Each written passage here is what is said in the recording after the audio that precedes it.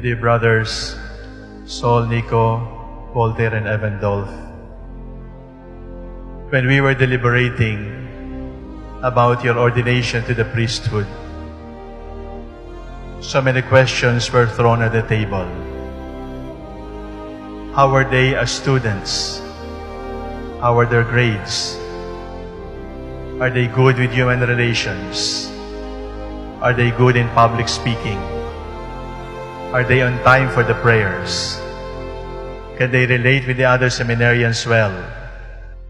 And then it dawned on me, all our questions were about your strengths. I think we need to ask the question, what are your weaknesses? And are you weak enough to become priests? You need to be weak in order to be priests. Because sometimes our own strengths become obstacles for the grace of God to be shown in our lives. Are you weak enough so that the power of Christ can truly shine through you? Buti na lang you're not so good looking, then you are not an obstacle for us to be reminded of the beauty of God. But we are not looking for supermen. We are not looking for super seminarians.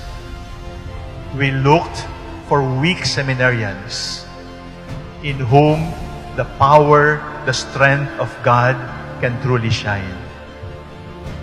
And this morning, do not dare to boast, because you were called because of your weaknesses.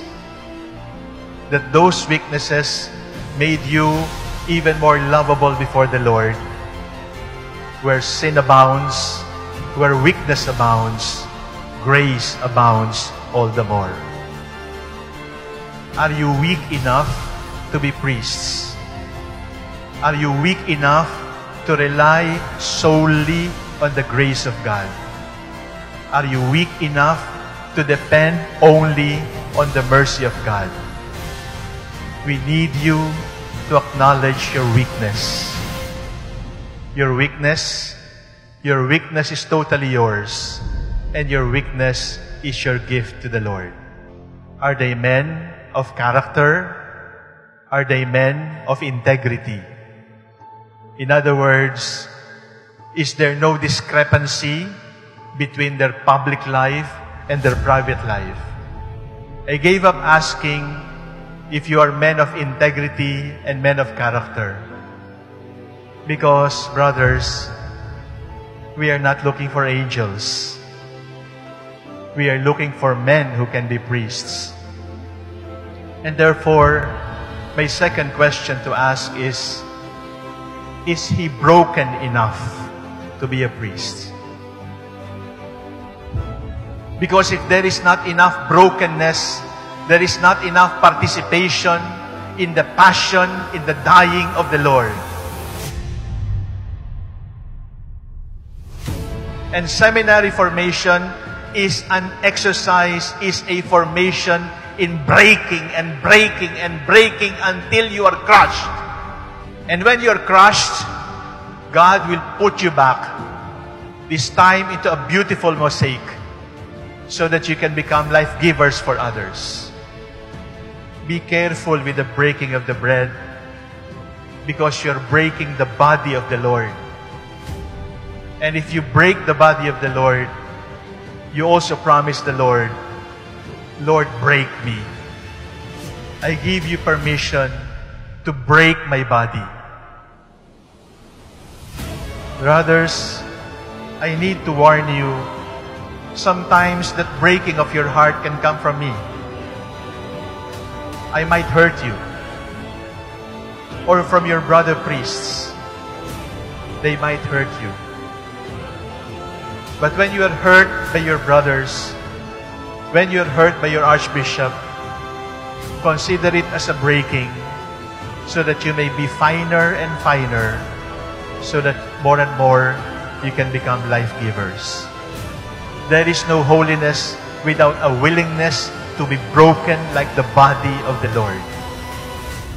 If they gossip about you, if they ignore you, if they take you for granted, if they calumniate you, whisper a prayer of thanksgiving, because when they break you, you share in the breaking of the body of the Lord. In the past 1 year, 3 priests have been shot, and bishops have been ordered to be killed and shot.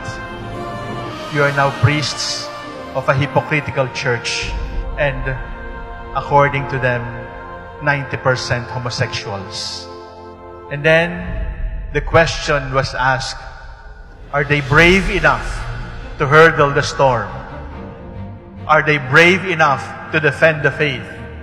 We were looking for brave men. We are looking for courageous men to stand up for the faith, to be martyrs for 2018, 2019, and beyond. My third question, my dear brothers, is, are you afraid enough to be a good priest? Are you afraid enough so that you can be good priests? You must be courageous against error, but you must be afraid of sin. You must be brave to stand up for the Lord, but you must be a coward to be separated from Him. You must be afraid of hypocrisy. You must be afraid of celebrating the Mass in sacrilege. You must be afraid of lying. You must be afraid of lust. You must be afraid of stealing money from the people. You must be afraid of comfort. You must be afraid of convenience, because all of these distract you from your real vocation. God knows you more than you know yourself. And the beauty of it all is, even if God knows you inside and out, He still calls you, "Come, my beloved, follow me." Are you weak enough to be priests? Are you broken enough to be priests? Are you afraid enough to be priests?